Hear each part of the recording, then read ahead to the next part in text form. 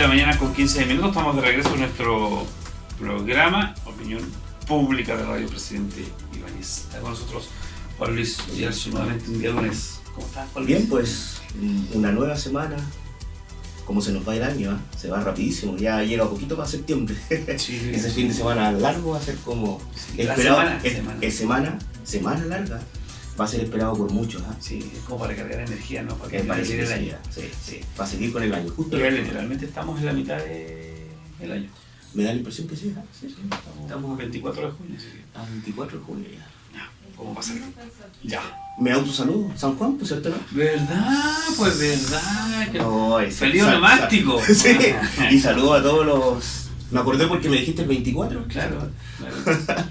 Así que un saludo también a todos los Juanes que se encuentran y que se están escuchando. Sí. Somos muchos los Juanes, hay un montón de Juanes en Magallanes. Tú eres un Don Juan. No puede ser, ¿cierto? Eso es otra cosa. Oigan, no vamos a hablar de Cowboy ni de Toy Story, nada de eso. No, de otro tipo de historia. Claro, que parece de Cowboy sí, porque no hay mucha solución, pero sí. No, vamos a ponernos serios con Luis porque a ver, hay paro de profesores y que ha afectado económicamente harto a las corporaciones nacionales, las corporación educación, ¿no? ¿Cierto? Porque especialmente pierden plata por las soluciones. Sí.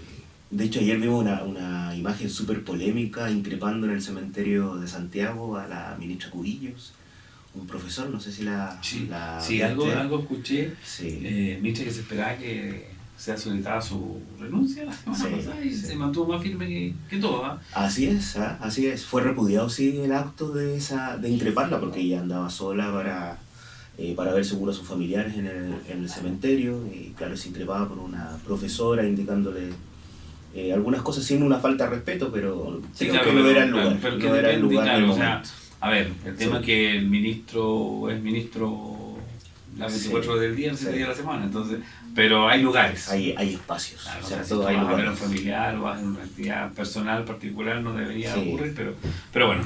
Pero dicho esto, Juan Luis, siempre hablamos de qué pasa, cuáles son las soluciones, cuáles son las respuestas. Sí. Seguimos estrenando responsabilidades, pero sin muchos resultados de repente, porque quién sabe realmente lo que ocurre con todas las denuncias que se hacen, por ejemplo, en la Superintendencia de Educación.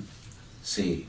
Fíjate que me surgió una noticia, no sé si esperada, pero como importante, sobre nuevas reglas que la Superintendencia de Educación va a colocar a los establecimientos, sí, en este caso de educación superior. Porque ha sido interesante, en particular el panorama y estas reglas surgen por una serie de aspectos que yo traigo a colación el día de hoy, como por ejemplo la cantidad de estudiantes. Hay un tema también que está relacionado con la acreditación, pero fíjate que salió hace poco también un estudio de la Universidad Diego Portales que menciona que los estudiantes inmigrantes en la educación superior crecen un 13% y suman casi 16.000 estudiantes. El sector ha cambiado, cuando uno analiza, por ejemplo, la época de los 80, 90 en particular, la cantidad de estudiantes que existían en Chile en el inicio de los 90 eran alrededor de 400.000 estudiantes de educación superior, hablamos de educación superior. Hoy en día la cifra alcanza por sobre los 1.700.000 estudiantes, o sea, ha habido un avance enorme dentro de la cantidad de estudiantes, pero así como surgen estudiantes, también surgieron algunas universidades que van cambiando en el transcurso del tiempo y que tal vez producto de elementos que no están relacionados con un buen quehacer han generado efectivamente sus cierres. Tenemos universidades recordadas aquí, pues la Universidad del Mar en algún momento, con todo el daño social que genera, porque si tú te das cuenta, el cierre de esa mal recordada universidad que existió acá y que empezó con bombo y platino, se cerró y dejó a muchos estudiantes a la deriva. Muchos de ellos terminaron sus carreras en la Universidad de Magallanes, otros trataron de terminar planes especiales en la misma universidad. O a distancia. Pero lastimosamente quedas con una especie de marca, ¿cierto? Producto de haber pertenecido a ese centro de estudios que ya no existe a nivel nacional. Ahora, Sí. Ojalá sí se logre llegar con todo esto también a la fiscalización necesaria. Sí, eso es lo que se trata. Se trata de eso, Sí. pero de que se haga, la verdad que cuesta. Que cuesta, pero dos casos que, imagínate, acá en Magallanes, la Universidad Arce también en algún momento. Sí.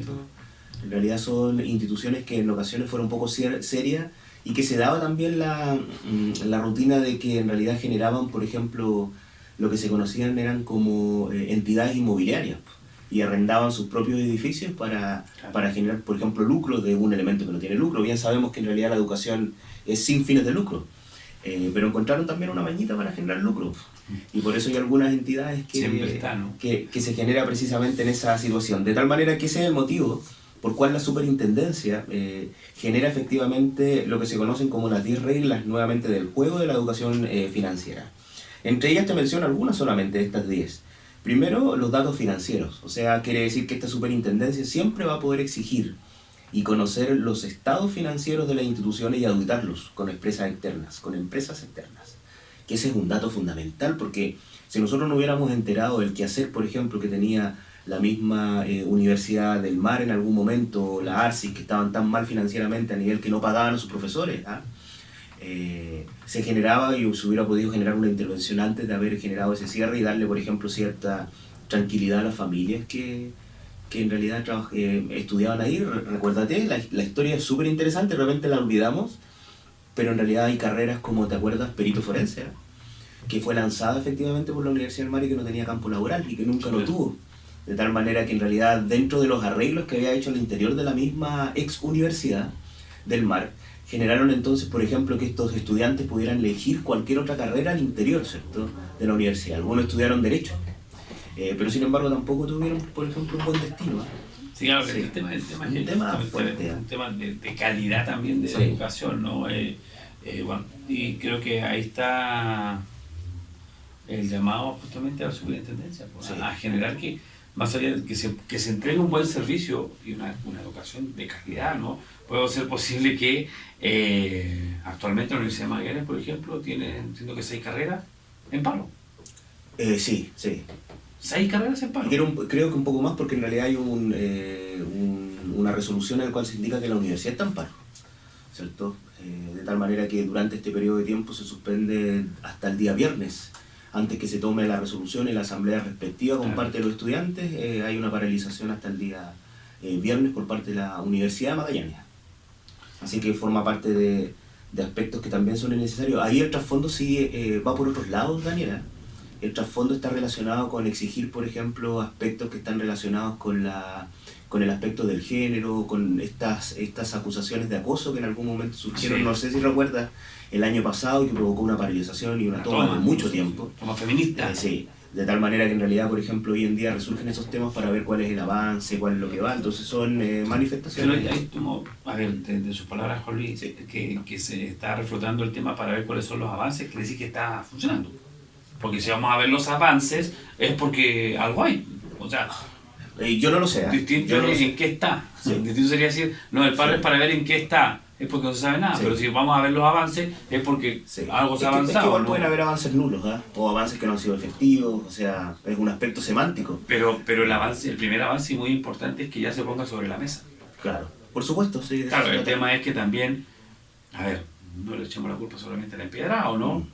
Veamos también cómo viene el tema, pensando en que, claro, si no me están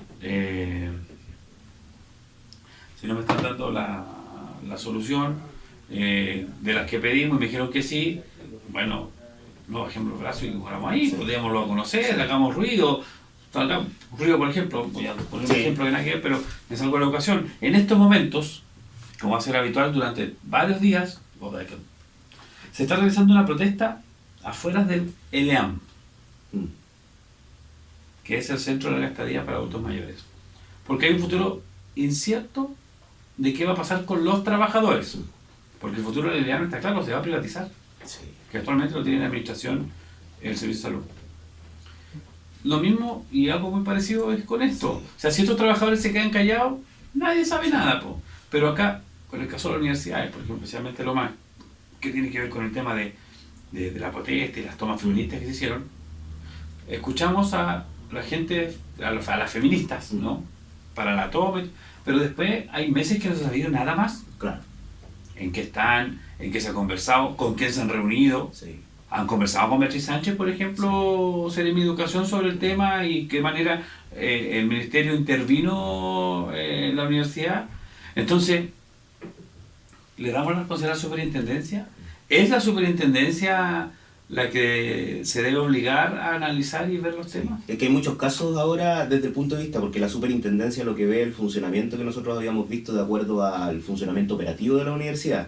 ¿Qué quiere decir? Dentro de los datos mencionábamos que ellos pueden exigir los datos financieros, el ingreso a los edificios, la transparencia, etcétera, una serie de aspectos, inclusive multas e infracciones. Pero cuando nosotros vemos ahora este otro aspecto, no va de la mano efectivamente con la superintendencia, porque una superintendencia lo que hace es supervisar este funcionamiento operativo para resguardar que el aspecto operativo vaya de acuerdo a lo proyectado, es distinto al ministerio. Sí, claro. Y en este aspecto, la paralización que tiene la OMAC no está relacionada exclusivamente con demandas internas y regionales, sino que también tenemos que recordar la posición que tiene también el gobierno con los profesores de historia, la eliminación de las dos, de hacer un electivo, ¿cierto?, de historia también del aspecto de educación, que eso causó el aspecto también de esta increpación, se podría decir, de increpar a la ministra Cubillos en el cementerio que nosotros habíamos visto y que es tan repudiable, no era el espacio, bien lo habíamos dicho, claro. Y yo creo que compartimos parte de esa situación. Es que claro, hay momentos y lugares para poder hacer los reclamos correspondientes. Claro. O sea, yo no puedo ir a la casa particular de una autoridad y decir, ¿sabes qué? No, por supuesto que no. Ahora, yo quiero sacar la palabra eliminación, porque no es que se vaya a eliminar, sino que se dejaba, por lo menos acá en Punta Arenas ya se decidió que se continúa dando las clases. Pero por una resolución interna, por una resolución municipal, pero de cierta manera también sigue el aspecto del debate dentro del contexto. O sea, vemos efectivamente, de cierta manera, independiente de lo que pasó con la ministra, vemos una ministra que está desconectada de acuerdo a la lógica de lo que nosotros hemos mencionado. Nosotros necesitamos efectivamente darle seguridad también, no solamente desde el punto de vista municipal, porque de repente puede llegar otro alcalde con otro consejo y indicar que en realidad, claro, comparten las definiciones que provienen del ministerio. Entonces quiere decir que hay una inseguridad para parte de los estudiantes que hoy en día se están forjando y que es una carrera tan importante como la historia, ¿eh? Y también como el aspecto del elemento físico. Queremos combatir el aspecto de la obesidad y en realidad lo que estamos haciendo es que educación física o la parte física sea un electivo en los últimos años. Que es lo contradictorio que va ocurriendo, ¿no? Un país sin historia es un país sin pasado, sin presente, sin memoria y sin futuro. Sin y en el caso de la educación física, por un lado se presentan o se lanzan, como le gusta decir, grandes programas deportivos para evitar y terminar con la obesidad, sobre todo infantil, pero queremos sacar la educación física. Claro, pues sí, pero infantil, tercer y cuarto medio no son infantiles, son jóvenes. Sí, pero es que después empieza el año sedentario. El año sabático, porque ya estudié hasta cuarto medio. Para los más antiguos se preparó para la prueba de actitud, para los actuales la PSU. Y listo, se quedé ahí. Yo sé que todos los fines de semana carreteé los días de semana, iba al preuniversitario y después de las clases me iba a carretear con mis compañeros. Pero le sacamos la educación física. Bueno, pero entonces, sobre todo, si tú te das cuenta, claro, de acuerdo a lo que hemos conversado, la paralización se refiere a otros elementos. O sea, por un lado tenemos la superintendencia, que va a estar relacionada también con una especie de control que hace falta dentro de las universidades. Y no hablamos solamente de las universidades estatales, que de repente aparece Contraloría de las supervisas. Fiscalización completa. Estamos hablando de también entidades que son privadas y que no tienen ningún mecanismo de fiscalización. O sea, la Universidad Magallanes tiene muchos mecanismos de fiscalización, auditorías internas, Contraloría, pero existen universidades, como ocurrió también en la Universidad del Mar, o también como ocurrió en la Universidad Arce, o como ocurre en varias otras universidades que ahora incluso se encuentran en estado de alerta porque ya no están acreditadas. Generamos efectivamente de que en realidad la superintendencia se vuelve un elemento sumamente importante para poder mantener el transcurso de esto, y en particular porque según la encuesta CEP, la mayoría valora que uno de los elementos para salir de la pobreza y para poder crecer también como familia está relacionado con el aspecto de la educación superior. Así que quería decir que son aspectos fundamentales y que son también buenas noticias que de cierta manera aparezca esta superintendencia a supervisar, por ejemplo, los mecanismos educativos y garantizar estaríamos con los 3 segmentos educacionales, porque hay superintendencia de sistemas párvulos, por decirlo de alguna manera, ¿no? Que tiene que ver con la preescolaridad, Con la escolaridad ya hablamos de primero básico a cuarto medio, que es la superintendencia que todos conocemos, y ahora superintendencia para las universidades de educación superior. Para la educación superior. Qué bien. Bueno, Juan Luis, bueno, un tema interesante. Interesante. Ahora yo me la juego con que el paro no finaliza, se va a adelantar el término de clases de invierno. ¿En educación superior usted menciona? No, estamos en los colegios que están también en que paralización. están siendo afectados por los paros profesoriales. Sí. Porque queda esta semana y la próxima. Sí. Yo creo que van a cerrar año ya dentro de esta semana, simplemente. Sí. Porque es más fácil eso que volver y recuperar todas las horas. Sí, pero tenemos un problema educacional que ojalá en realidad las autoridades lo sepan llevar para poder salir adelante. Oye, antes de cerrar, un llamado, lo más, por favor, agotado posible por tiempo, porque tenemos más invitados. Buen día, ¿por qué le hablamos? Hola, buenos días, Juliano. Muchas gracias por su atención, sería todo. Buenos días.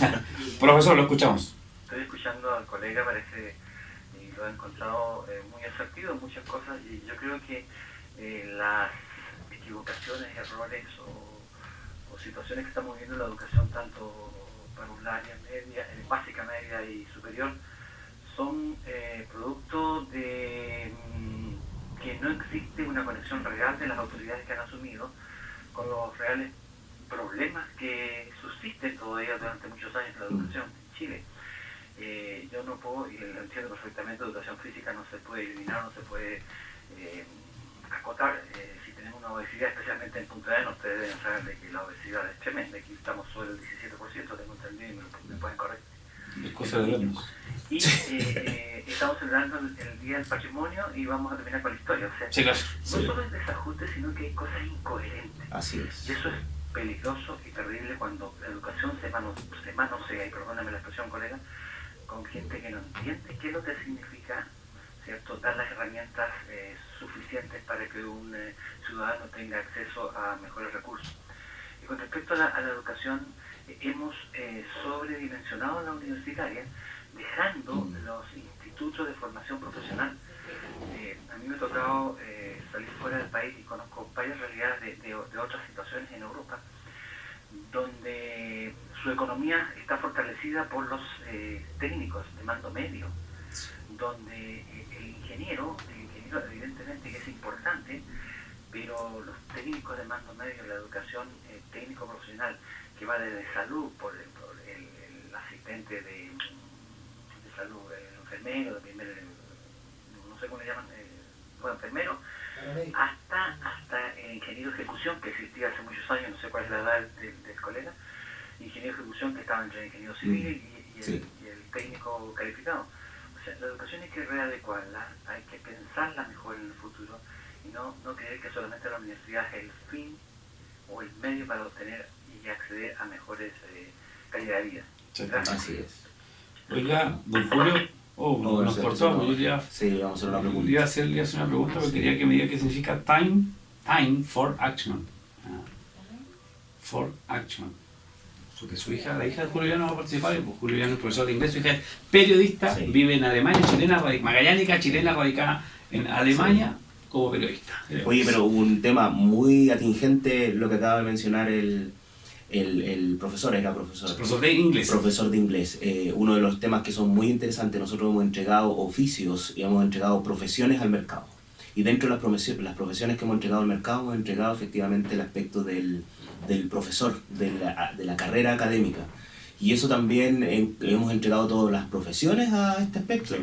¿Y qué es lo que provoca eso? De que en realidad las remuneraciones se rijan de acuerdo al mercado. De tal manera que tenemos médicos que salen muy caros y tenemos profesores que en ocasiones pueden salir más baratos. Y eso es haberle entregado un elemento despiadado al concepto del mercado, que en realidad, claro, nadie puede dudar de que el trabajo que tiene un profesor es tan igual y más importante que lo que tiene también un médico. La salud y la educación no deberían pertenecer efectivamente a la regulación por parte del mercado. No hay que olvidarse que detrás de uno o de cada profesional siempre hubo un profesor para poder llegar a ser un gran profesional. Sí. Fue lo que me enseñaron lo más básico de la vida. Y no solamente conocimiento, sino valores y una serie de aspectos. Muchas veces los profesores han hecho clases, acá tengo 2 personas que han hecho clases, muchas veces pasan a ser papás de los alumnos y muchas veces mamás también, a lo menos de oído. Sí.